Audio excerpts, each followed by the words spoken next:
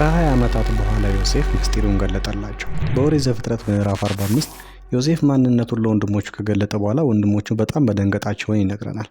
ከዚህም በኋላ ምንም ሊመለሱለት እንዳልቻሉና ዮሴፍ ይህንን ተመልክቶ በጣም እንዳረጋጋቸው እንመለከታለን።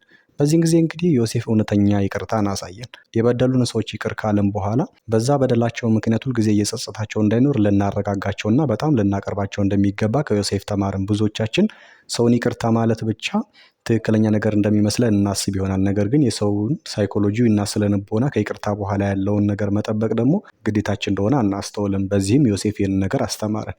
ከዚህ በኋላ አባቱን ጭምር ይዘውለት እንዲመጡና 5 የቀሩ የረሃብ ዓመታት ስላሉ በዛም እንክብካቤ እያደረገላቸው በግብፅ እንደሚቆዩ ቃል ከገባላቸው በኋላ ሸኛቸው። ነገር ግን ፈርዖን የዮሴፍ ወንድሞች መምጣታቸውን ሲሰማ በጣም በደስታ ተቀብሎ አስተናገዳቸው።